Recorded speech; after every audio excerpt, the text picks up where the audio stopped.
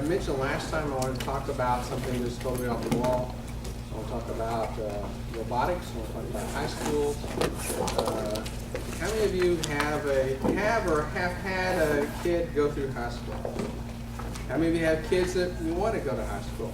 Right? Oh, right. And I'm assuming that all of you in here are really interested in STEM, right? Okay, so I'm going to tell you about a program that seems to be a best kept secret if you're not in the know somehow. It got started 25 years ago, actually.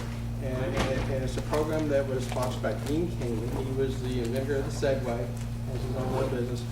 And it's really around getting kids involved in something that is akin to sports. Okay, so he realized that to get kids excited, sports, competition, those kinds of things work. I also wanted to get recognition for kids in this domain space. And so developed a program called FIRST Robotics. It stands for Inspiration and Recognition in Science and Technology. And it has grown to where it has this whole series from not just high school competitions, but middle school and even beyond that. So you might have seen a lot of the Lego leagues where they've got the kids getting together to play with Lego robots. It's all about teaching science, engineering, math, and how does it come together and prepare them for the workforce, from our standpoint, as well as get recognition for the kids. And I can tell you, I've been a mentor for 2 years now to a team. When we moved to the area, we didn't have anything where I used to live, and it's just a wonderful area here about these kinds of programs. And it's really a unique experience for anybody involved, the kids, the mentors, the parents. It's very, helps a lot of program management, social skills. A lot of these kids you have some of the brightest kids in the school, but you also have kids that have some social problems. They're struggling socially, and the beautiful thing about this is that everybody's helping each other on the team and across the team. So something I'm passionate about, hope to get you passionate about it, and want to take a flavor of systems engineering view, because when you're a mentor or a parent, a teacher involved with this, what you're trying to do is teach the kids all about STEM, right? And so they're in there looking at, how do I put something together that's going to work in a competition? What are the mechanical things I got to do? What's the programming things I got to do? There's a lot of different aspects to this, and I can say systems thinking is not something that they typically do. Okay, and so I'm looking to get people excited about systems engineering and using it at that level, and I want people in this class to think about maybe reaching out and learning more about the program, maybe even getting involved, and think about how do you teach what the concepts you're learning here to apply to a team. Okay, so I'm going to make this sort of a working session with you. I'm not going to take too long because I want Enrique to be able to play his beer game here with you, but it's something I think you'll find interesting. All right, so the desktop's back there. Go to the casual pint. Should go to the casual pint. Hey. Enrique, did you bring the beer? Did you bring the beer? It's on its way. Awesome. Get the cakes on ice. Great. So you've been learning that systems thinking is all around us. We were talking about emergency rooms. I mean, usually there's every other stories about it, the family and the spousal relationships and the kids. I've been talking about business systems since everywhere. Think about from an education standpoint and the fact that you can use the techniques that you're learning here to apply to all sorts of things, right? And so I want you to think about how would you apply it here. So what is, first, if you've never seen anything about it before, I'm going to click to a YouTube video.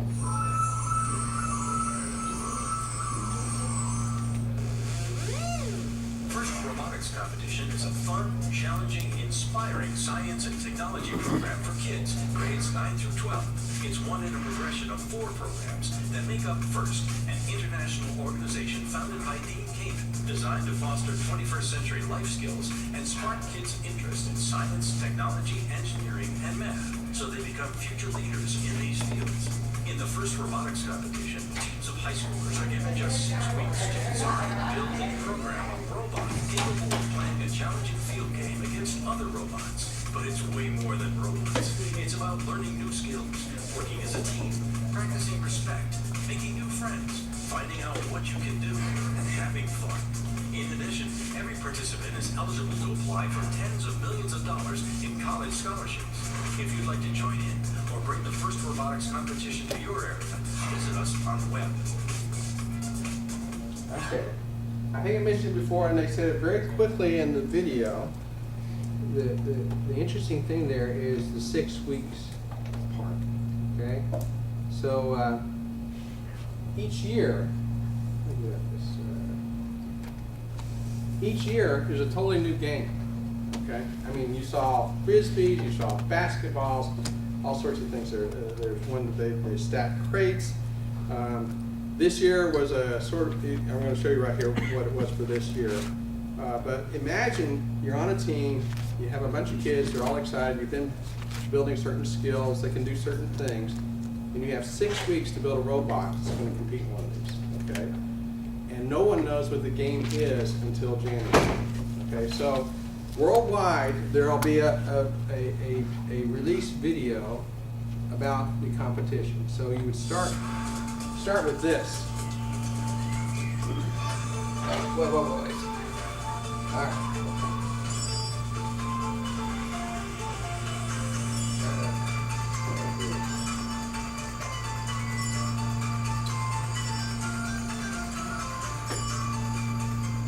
Welcome to the first robotics competition All and the right, I'm gonna pause 2016 this. Tournament Challenge. First, That's not it. strong. I think you're on the other one. The Alliance Pardon? quest is to breach you the were on the opponent's wrong- defenses, Yeah. known as the Outer Works.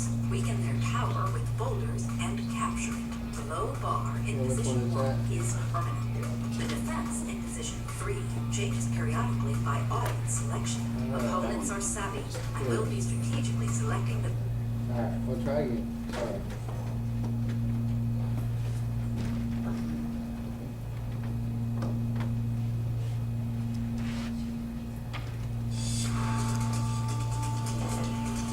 All right.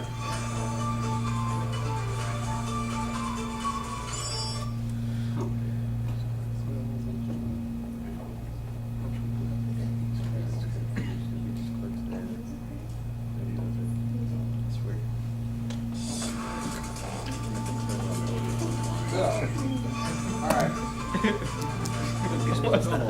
Man, my kids can watch YouTube all day long. I can get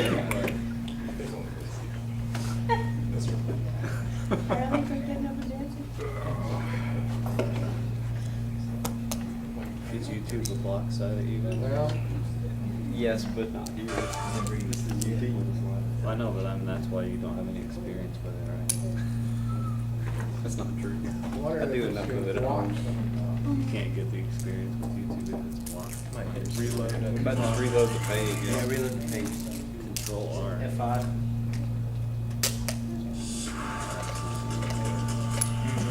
Probably still up on here. All right. Nice video. If you could see it, what would you see? What you would see in this game, this competition, would be a playing field. It looks like this. You'd have a tower that has some openings in it, some openings down here. And you would see that there are a series of 5 defenses, they call them, defense areas. And these defenses would be, they have a portcullis, which is sort of it's a sliding door. There's one that has a door that swings open. There's one that has they call it rough terrain, which is a lot of multi-height blocks. There is ramparts, which has a combination ramp this way and a ramp the other way. Okay. There's one that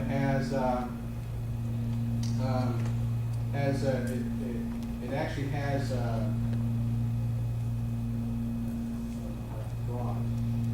but it's basically has 2 panels that tilt.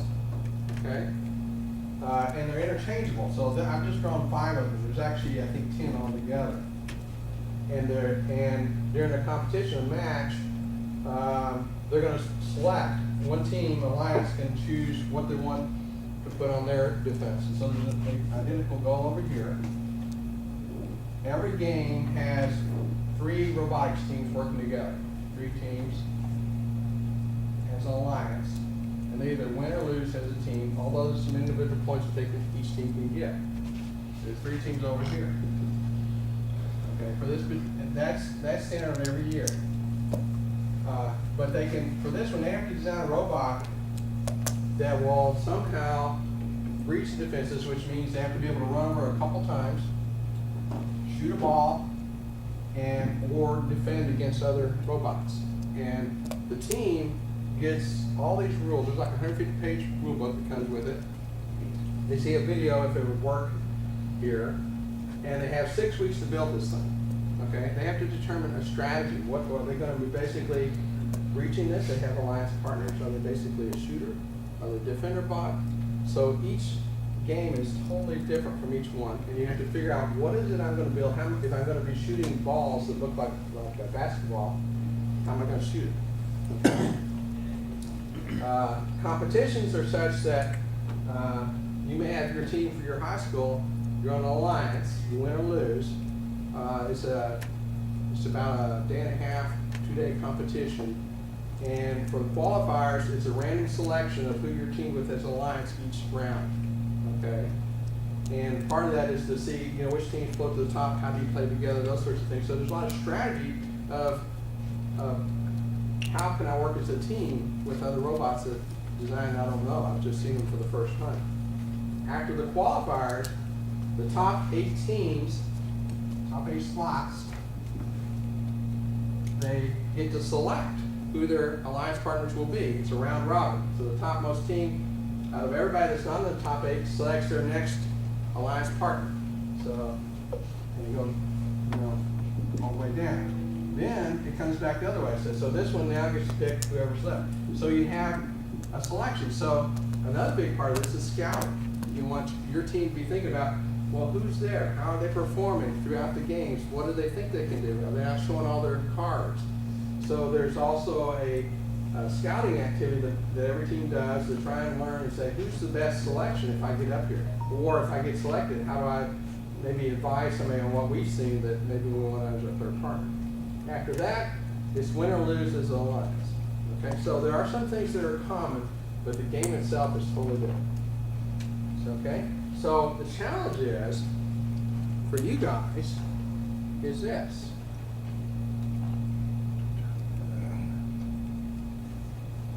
How are you going to do it, right?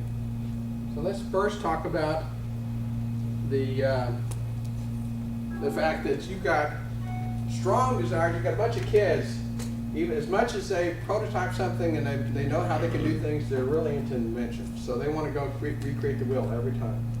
They're really into coolness. Is it going to be a cool bot? Does it look good? All those sorts of things. So you got strong desires here. At the same time, the team is mostly student run. So you're in the back more encouraging cats to go, and you realize you have 6 weeks to get this thing built. So what I've seen just in 2 years is over time teams evolve. They learn from every year. But at the same time, I don't think they apply the systems thinking approach to it. The particular team I'm on has evolved a strategy. This is their build plan. Okay, we're looking at stakeholders and team functions, strategy, scouting. They've actually evolved a plan to build 3 robots in 6 weeks. Because when they first built it, the first year they found they built a robot and it didn't run. Talk about embarrassing, getting up there and you just feel bad for the kids, right? The next year they figured out, well, we can build something if we don't get too creative. After that they say, you know what? We picked sort of standard components, and because we did that, we had time to practice driving the darn thing, right? The next one is like, okay, well, how would we start to think about it from what I think of as a systems view of everything from, a hardware team, a software team, a drive team, even business teams. There's a lot of different functions here, all along the way. And how do I synchronize that? You got 6 weeks. It's like night and day, after work, after school. School comes first, so still got to do homework and get good grades. But at the end of 6 weeks, they have a bag and tag activity, which is where they take the robot, they seal it up, they videotape it. They're not allowed to touch it until competition. Okay. So a lot of teams do that, and then they go to competition. And a few weeks later, maybe a cool robot, nobody's touched it for weeks. So as your team evolves, you realize that it's more than 6 weeks. After 6 weeks, you got your competition here.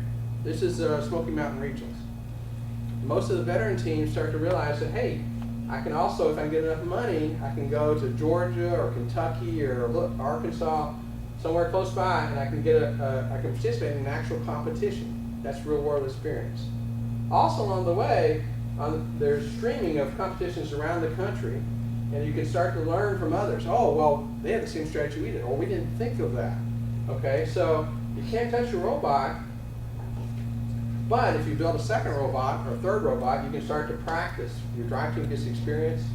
You can start to say, if we'd only done this or that, you can modify the robot slightly in each competition. So as a systems thinker, you need to start thinking holistically, all the various piece parts here, and how it's going to come together. Right?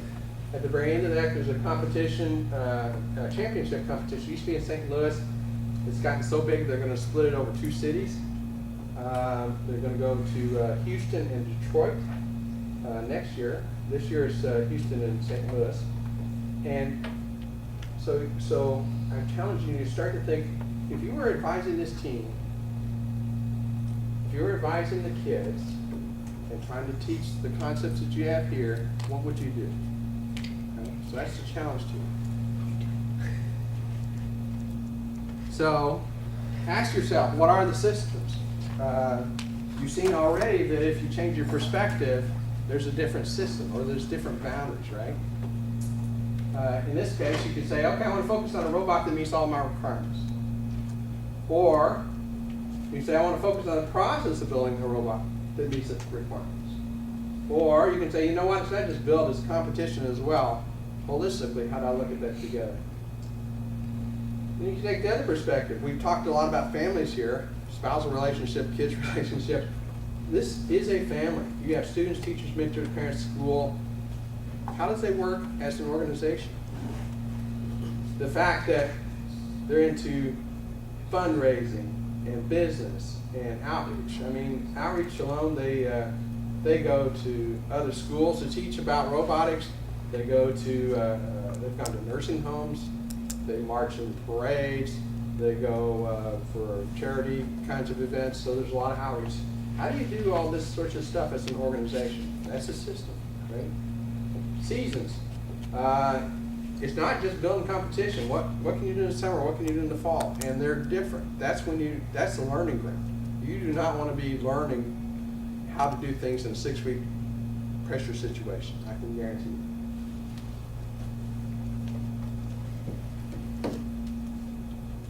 So approach it the same way you've been learning here. I still say the journalism model helps you get started and also helps you communicate with people. They're not going to understand until you get into teaching them about elements and interconnections and stuff. Stops. They'll think you're talking about the piece parts, and that's another issue. It's fun for a kid to go in and put things together. They do not want to do inventory. I can guarantee you. Okay, but when competition comes around, you can't be waiting on something to be delivered. Okay, so getting them to think holistically about what they're trying to do and ways to analyze and modeling is something that you can help them with. I can guarantee you they don't think about feedback loops or what they can or cannot control and what are the boundaries.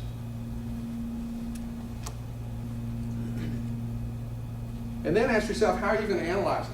Okay, so it's easy for me to draw boxes up here and do a schedule, but ask yourself the things you've been learning. Is the system I have a resilient system? And if so, how? Does it self-organize? Is there a system hierarchy, and what are the observed behaviors? What do people involved say about the behaviors, and what do you observe based upon your understanding of this material? Are there nonlinear effects? I can guarantee you they'll have a lot of complaints. Start asking yourself, is there something nonlinear here, some assumptions that they have, something that's unobservable that we're not controlling? Also start to look at the archetypes, you know, ask pointed questions. Are goals aligned? That's one of the things we talked about. So you know what the solutions to certain archetypes. That's another way to back into saying, is there something here that we're missing? Okay.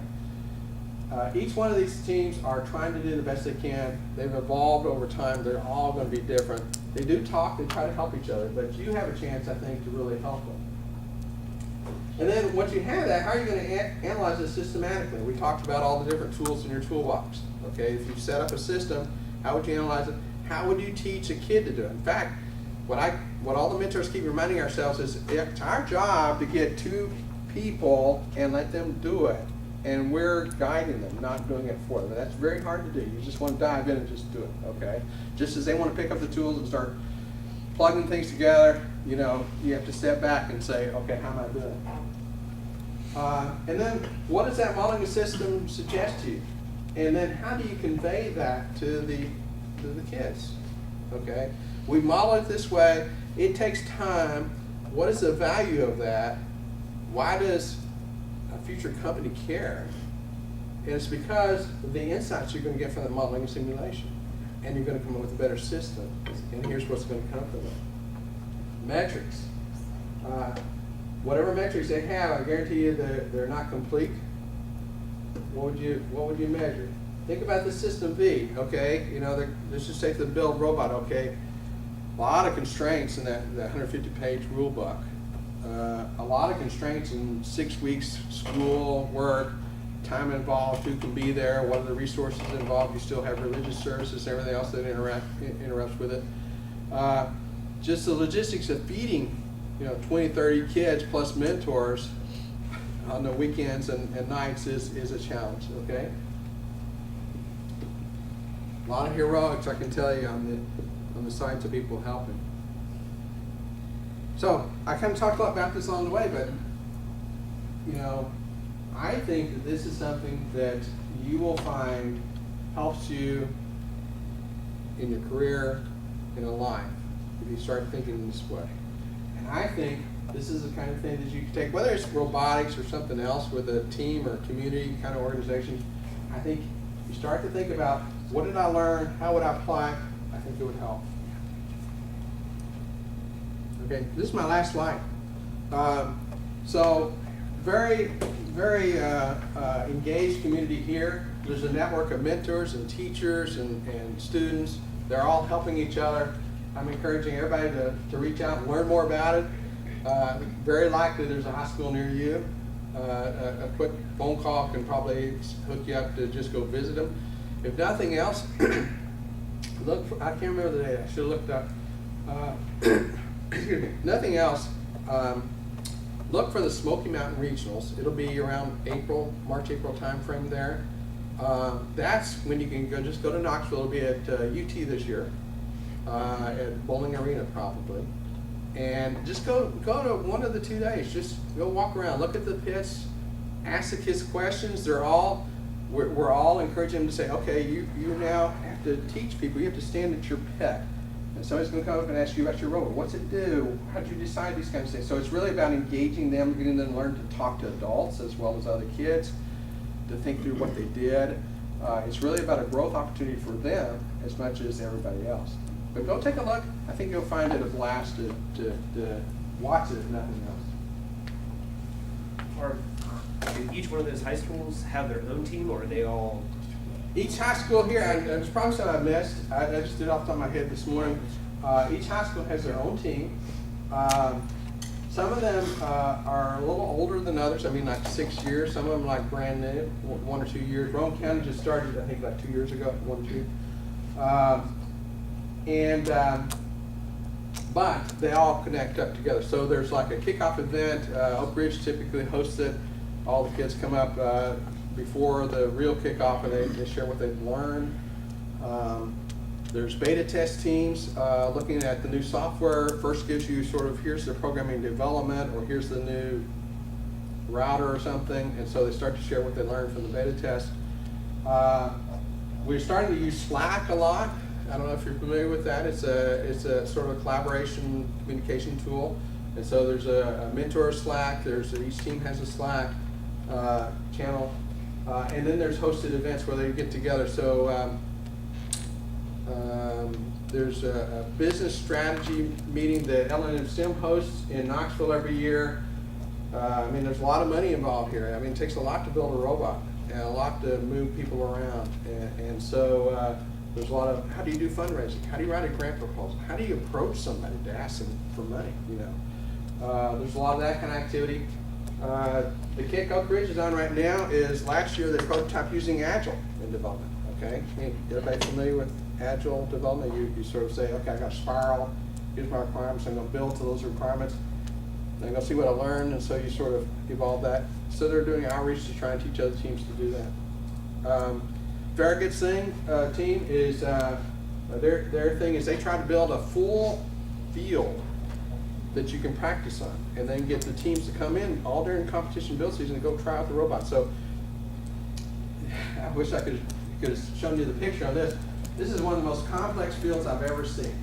I mean, there's 10 different defenses, there's certain dimensions, there's ramps, there's towers, there's borders. Usually what a team can do is they can probably build a few of these things. So Farragut's thing is to try, and they get a lot of parents together, they go out, build a full team, they got a full field, they have a nice space, then they invite people in. So there's a lot of different ways that you can get involved or see what they're doing. And typically what I get asked is a parent will come up and they say, you know, this sounds great, but my kids are in middle school. How do I get involved? And so there's a lot of Lego leagues and things like that. If you want to just sort of, we think of them as the farm teams, you know, get in and start learning about robotics and how you do it. There's a lot of ways to connect with them. Any other questions? Okay, so be thinking about this, because I think systems engineering, systems thinking is an untapped experience for the students. I've seen a lot of briefings especially at the World's competitions. They really get up and say, hey, here's strategy things you ought to think about. And so some of the elements we learned from other teams. I've never seen anybody talk from a systems engineering, systems thinking standpoint. Okay, couple of other announcements before I switch to Enrique. So we have 3 folks who worked on one project for us. I would like to, we're about to have our sort of wrap up of that phase with our stakeholders. I'd like to maybe get an UGNI level briefing for people that can attend, so that you can start to share with other students, and I think maybe Carla and I think UT could attend that. It is business sensitive, so I doubt we'd get all the way through GIO to put out. And we're also starting to think about some other projects in using systems engineering. We're thinking about a PDRD project to pilot systems engineering approach to maturing technology development projects, and focusing on one key technology. We haven't selected it yet, that we're expecting in development to build out, mature, transition into project engineering. So we're talking about that one. We're talking about documented safety analysis, safety basis. A couple different thoughts there. One is the process that we use today between the 2 sites, and also could we do it totally differently? Could we do a sort of a database architecture of requirements and how we automatically generate them? So we're continuing to look at projects, continue to look to you guys as potential people that would like to be involved. As that solidifies over the next couple of weeks, probably, I'd like to maybe in the future class just say, here's some other opportunities. Okay? Any last questions before we play with beer? Thanks.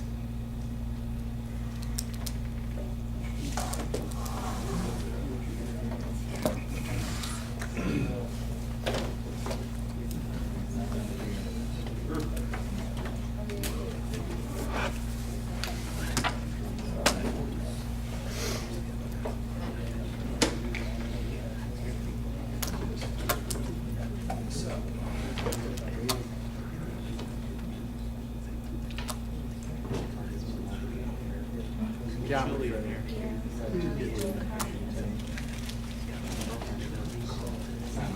Oh yeah.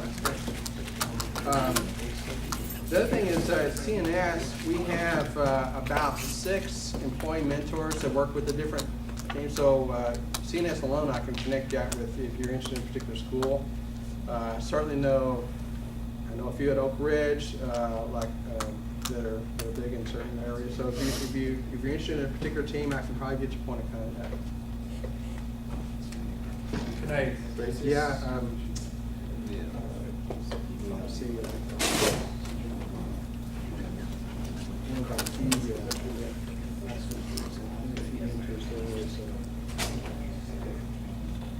All right.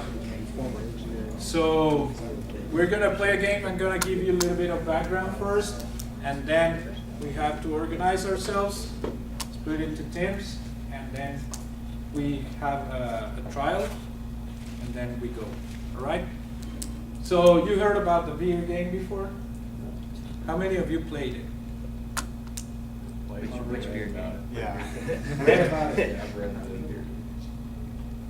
So you know what it is about. Okay. Beer club. Beer game. Don't give any tips to anybody. What do we all have to do? It was a reading assignment right here in this class. Oh, and there? Yeah, we read about it. Yeah. So you know the effect and everything? Should. Okay. If you read.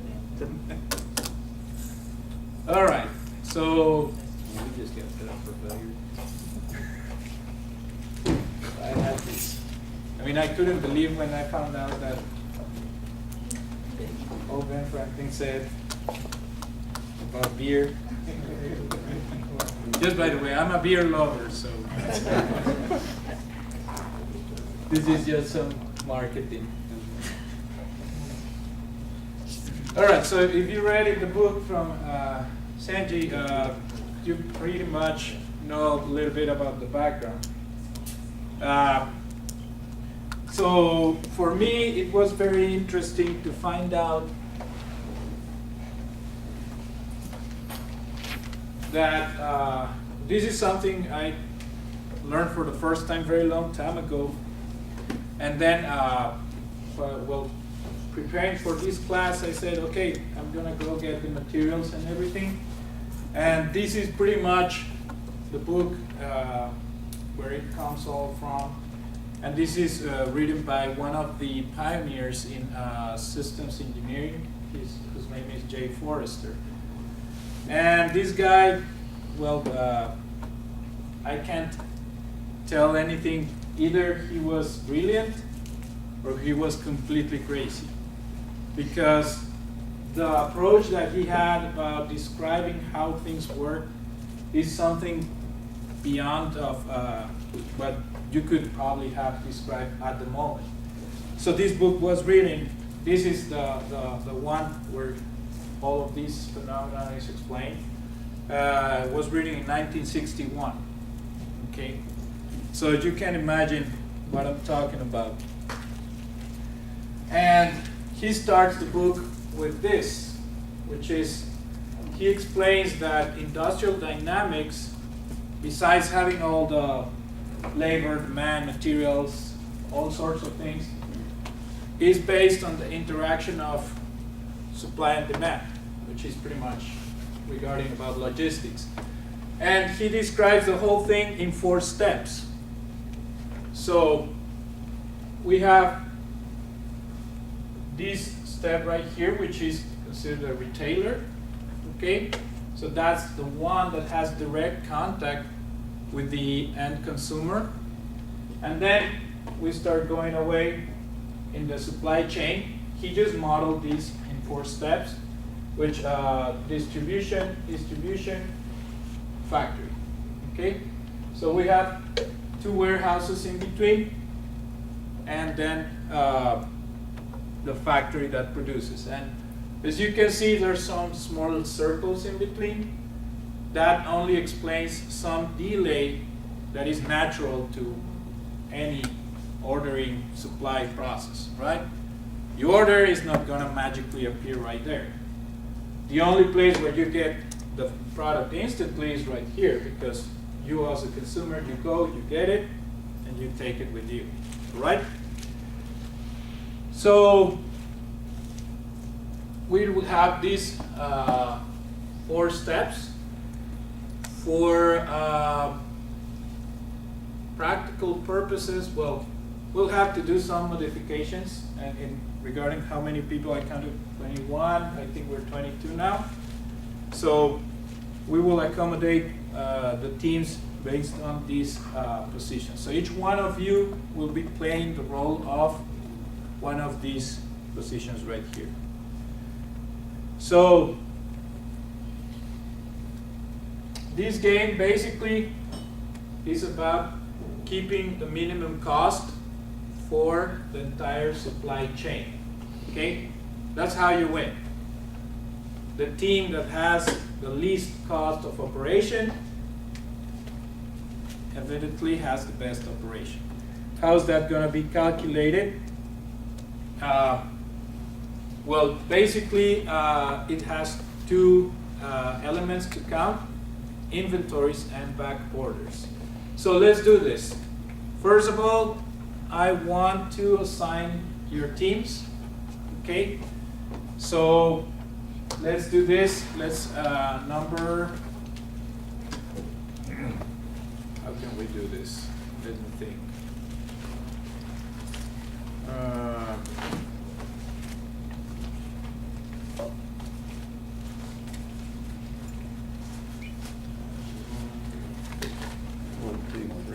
What about counting up? 1, 2, 3, 4, 5. I'm thinking just having one team of 4 and the rest of 3, so that we're still gonna have 7 games. Originally I had 6 games, so we're gonna play only 3 positions in each game. Only one team is gonna play 4 positions. Okay? All right? So let's start from here, Jeremy. 1, 2, 3, 4. No. Continue with 6, 4, 5. 1, 2, 3, 4, 5, 6, 7. 1, 1. Oh, Two. so we're all on the same 4. one. 4, 5, 6, 7. 1. Okay? All right. So we have the teams. Okay? Please take 2 minutes. Well, 5 minutes. Get together once, 2, 3, 4, 5, 6, and 7. Like clockwise on my side, so that we can assign individual roles. Don't take your stuff because you're gonna sit in a different place anyways. You just get together. Okay, so you know who you're playing with. Bless you. It's her. Yeah. Seven? Are you 7 too? 6. We have one smart person. So 1 over here, 7's over here. Over this way. Where there's a lot of cheat on it. Get Steve behind you. I'm not the only one. I think 4. Where are the 6s? You better not. No, very low. Where they're supposed to be. 6 and 7. Okay. Point over there. 1. So you're the only team playing with 4 positions. 2, 3, 4. 4, 3. Okay. Not counting right. 5, 6, 5, 7. Okay. That's fine. That's fine. As long as you know who you're playing We're all with. messed up. Okay. So. Give me a second. Sweet. Sorry. I'm working on. So we bought Elmer's Glue Company, and they're installing a system tracking, figuring out how to track this productivity. And they're having a lot of problems with some of their signs that they don't know how to operate, so I had to go online. So I logged into their system over in Statesville and except for the guys here, everyone else, you're gonna be missing the wholesaler. Sounds interesting. Okay? So you're gonna have the retailer, you're gonna have the distributor, and you're gonna have the factory. Okay? Please decide among yourselves who's gonna be doing what. Who's gonna be the factory? Let me go back here.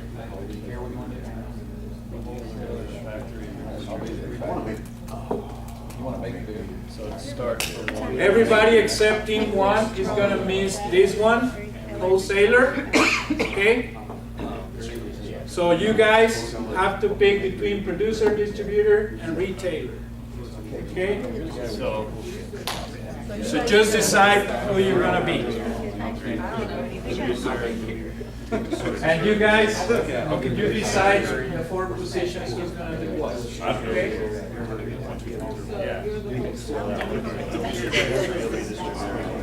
You got it? Okay. So now this is gonna be your sitting position. Okay? All retailers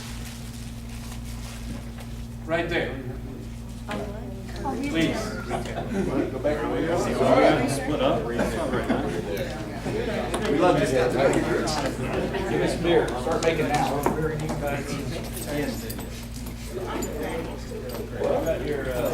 Now the hops. Where do I get the hops? I drank all my product. That malt's too dark. I need different malts. Who was the wholesaler with you? You're the wholesaler? Okay, you can see me over here. You got yourself. Just. No. You said it. We tried. All right, so retailers there, okay? Producers, right here. Factories. Factories over here. We have to test it. And distributors over here.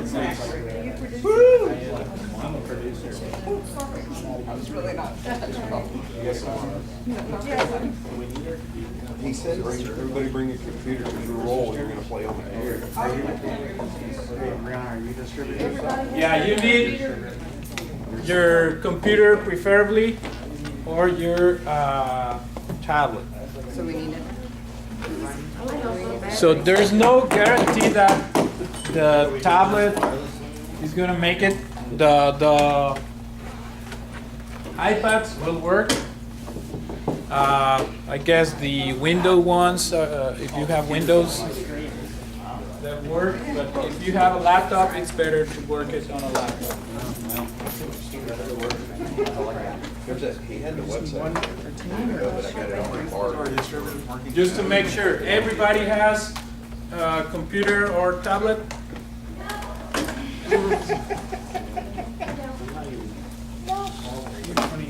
You're missing? We're gonna use that in this. Is that what you mean, one per person? It's one per person. Oh, I don't have one.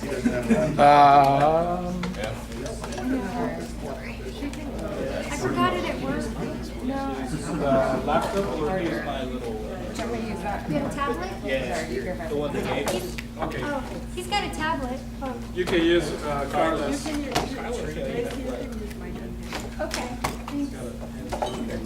Okay. Now everybody has a computer or tablet.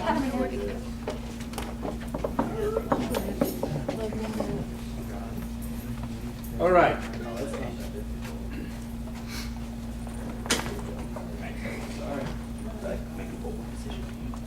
Mango, mango, mango. So here's where you gotta go, and if you go into Blackboard, the link should be displayed right there as well. But that's the link.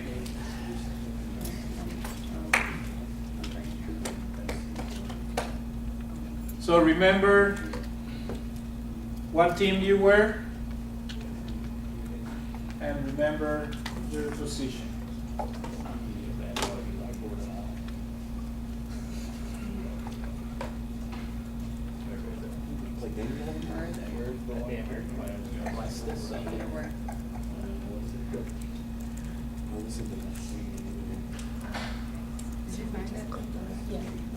I haven't got that.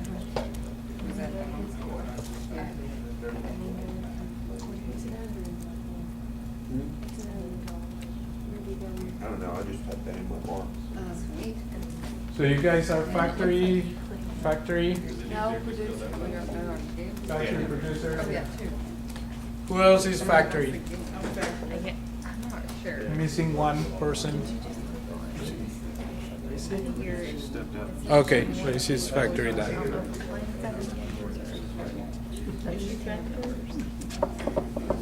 All right.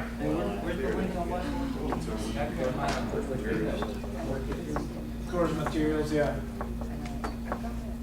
You go to course materials all the way down. It should be there. So let's do that.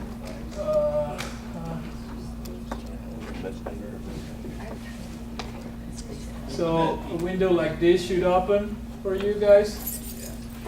So whoever is playing with team 1 should click game 1 and respectively all the way to 7. Just for illustrative purposes, I'm gonna click on game 1. So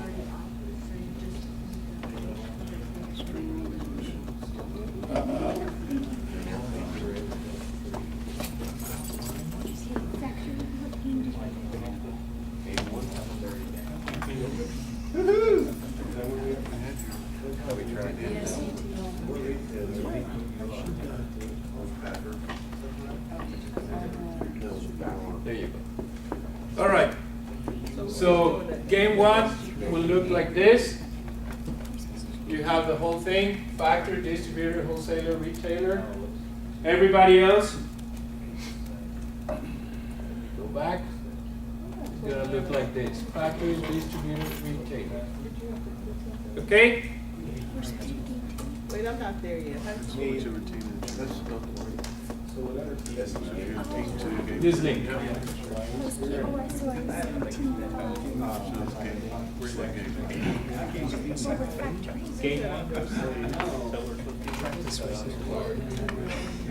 Three, you're on 3. Game 3.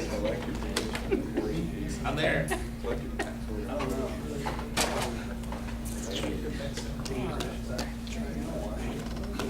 So it's everybody here? No, my computer's still going green. Okay, okay. Can you go back to the address? Can you go back to the address, because I can't, it's not pulling up on mine. Yeah, mine either. All right.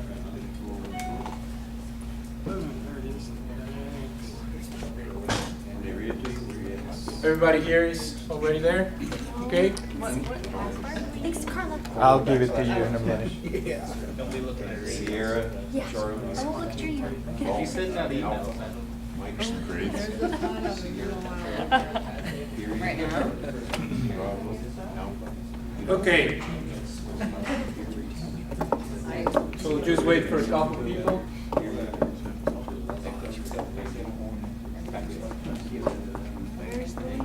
So depending on your position, you're just gonna click over the square, that rectangle that has the position you're playing. Okay? And it's gonna show you a screen where it's asking a password. Right? Okay. Let's hold it there.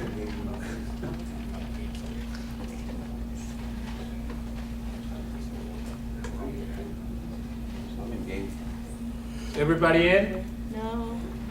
I'm in game. But you got the address and everything? Yeah.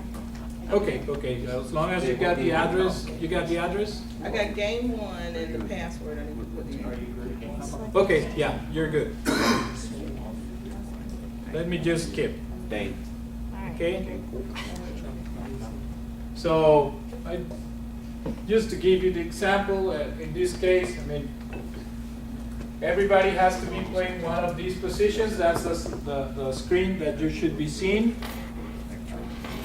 except for, sorry, only gain one. Everybody else is gonna miss the wholesaler.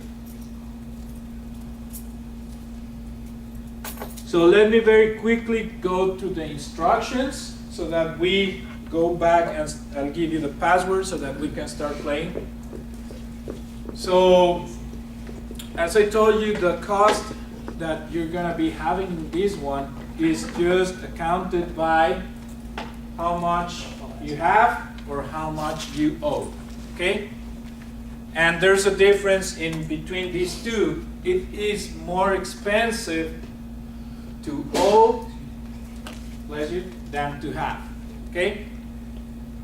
In other words, back orders are gonna be $1 per item, and inventory is gonna count $0.50 per item, okay? In this case, it's 124 case of beer, so it doesn't really matter that it's a 24 or a 6-pack or whatever. It's just per case, okay? So, yeah. Are those costs, are we winning by team or are we winning by individual? By team, Okay. okay? So, this game is very, very simple. And this interface that you're using is actually very comprehensive. The original game is a board game. So, you actually play with chips and stuff. And it makes it a little bit more complicated. What you're gonna have in front of you is gonna have several screens where you can trace what's happening. So it's very similar to the simulation of your case, okay? In that sense. So all you gotta know is how much you have to deliver, okay? In order to know how much you're gonna order. The only decision you're gonna be making through this game is order, okay? You're gonna play by weeks. Every week, you just have to place an order, okay? That order is gonna be based on what? You're gonna have a number there that is gonna be either inventory or back order. You cannot have both at the same time. It's one or the other, okay? You said back order. Yeah. Oh. So if you have back order, you better replenish. The system, yeah. Does the game tell you, like, if you're a factory, how long it takes